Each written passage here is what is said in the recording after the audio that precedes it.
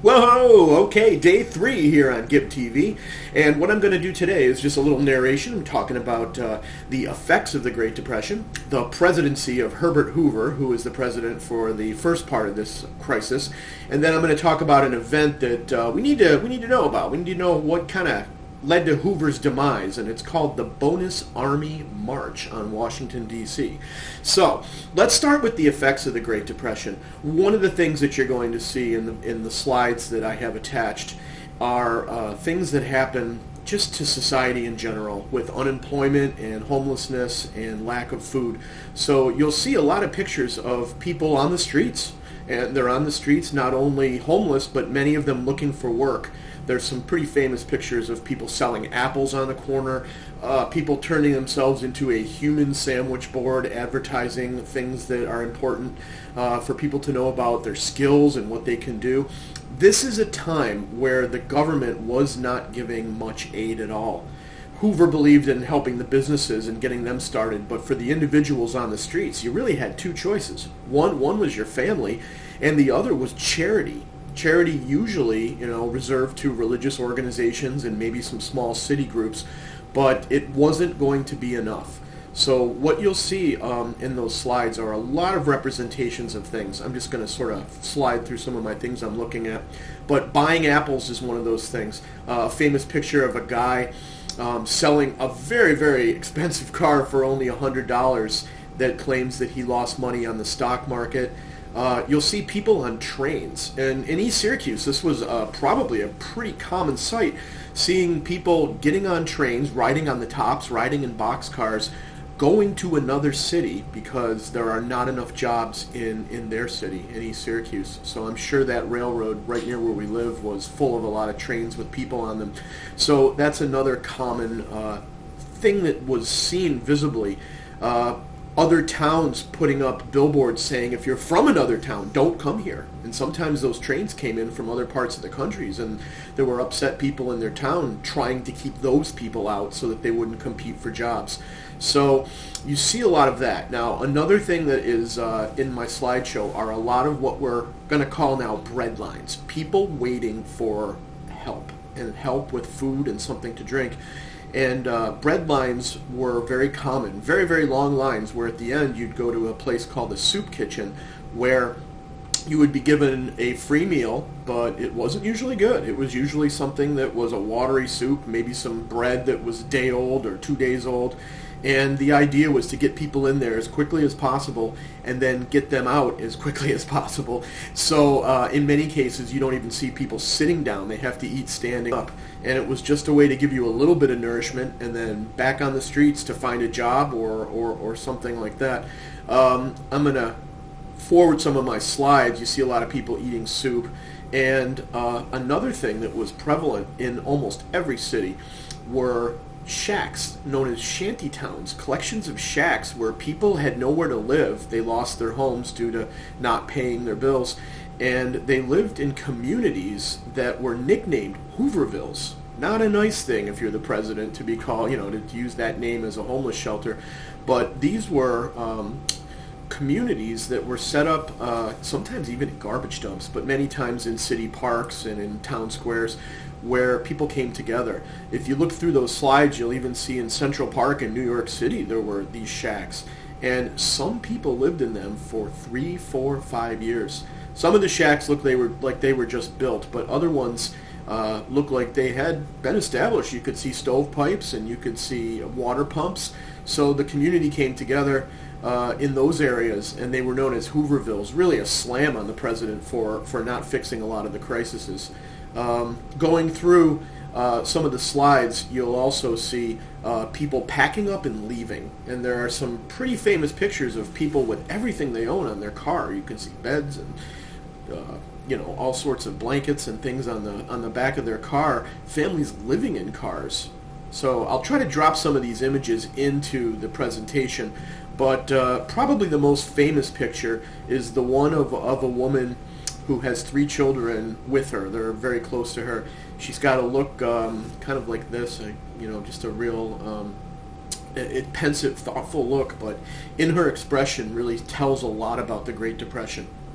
You see worry, you see sadness, you see a little bit of fear. And during this time, a lot of people were on the road. They thought maybe we could go somewhere else. In some cases, they ran out of gas, and their car became, where they were going to live until they could get somewhere else. So this country was in a crisis like we had never seen before. And in looking to the president, he really was kind of like a deer caught in the headlights. I'll show you the little commercial that I sort of compare it to from one of the tire companies of a squirrel caught in the middle of the road. Do I go this way? Do I go this way? If you've ever been in a car and seen a squirrel trying to cross, sometimes they get right in the middle and they just don't know which way to go. And I think that sort of represents the president at that time, not knowing what to do. And the truth is, probably very little was done to really reverse this crisis. The banks couldn't get fixed. The stock market was still pretty much underwater, and unemployment was as high as 50-60% in some towns. To give Hoover a little bit of credit, this has never been done, but never been done before, and he really thought that this was something that would sort of correct itself. But the problems that Hoover had was that not only did they not go far enough, but he was not relatable to the average American. He was a millionaire. He really was a business person and didn't understand the suffering. So when we talk about the next president by the name of Franklin Roosevelt, there's going to be some differences as far as his ability to communicate, his ability to empathize, and we talked about that as a character strength, empathy, and to be inspiring and to give hope. So, when you're the leader, you get the blame, and that's pretty much what's going on here. So, I'll try to drop some of these images in over the video.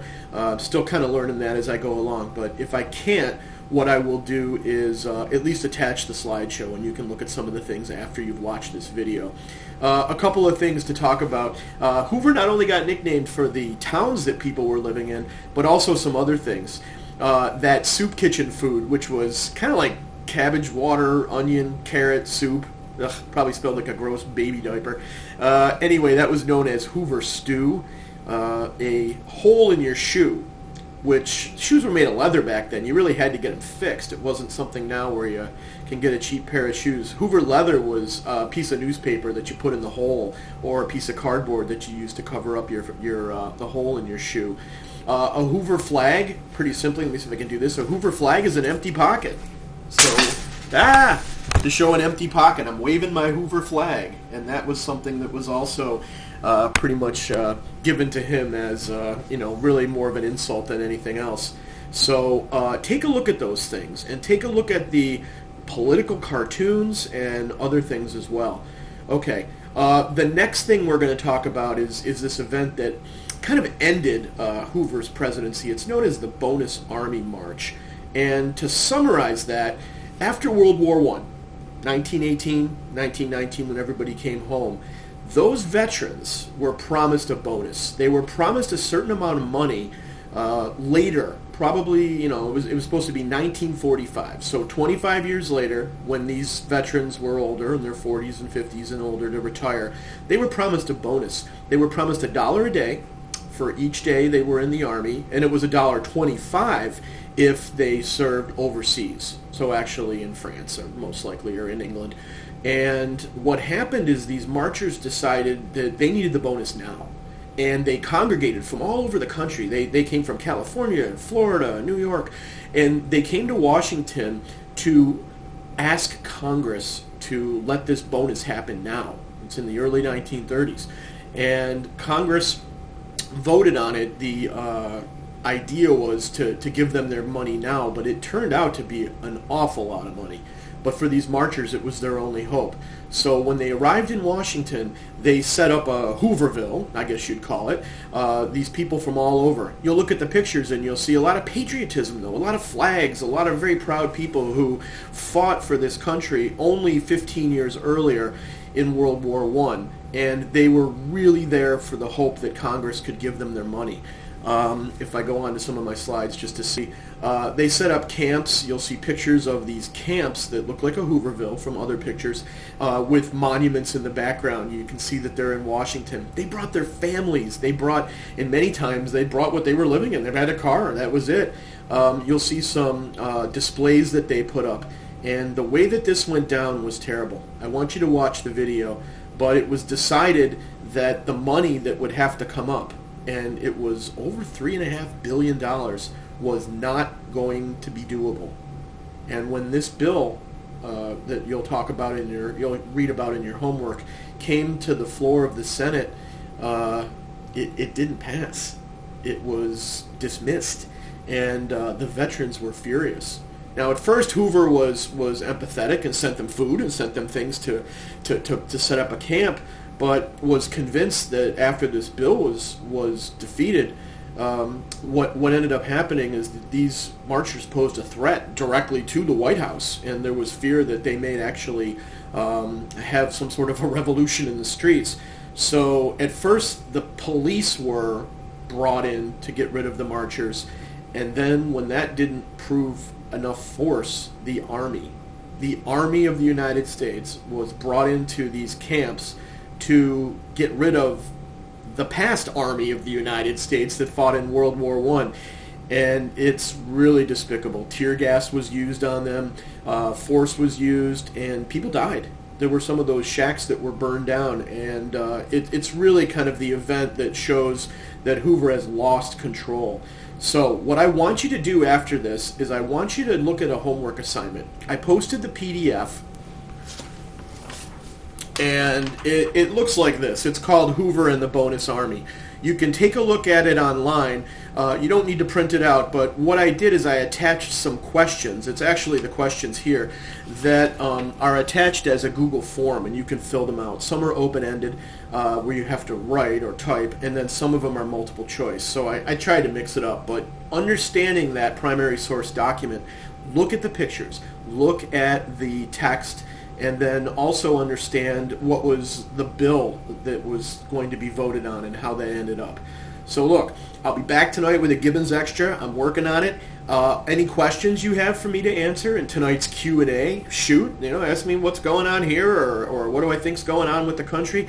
And then if there's anything you just want to communicate, I believe our whole team is on Google Hangouts here and there. So give us a shout. We're here for you guys, and we really miss you. So I will be back later. If anybody has any questions about the work, take a look at things. But if not, you guys hang in there. We're going to get through this together. Kind of like what they needed during the first few years of the Great Depression. A little positive encouragement and a little sign of that people are here to help. Okay, take care, guys. Bye.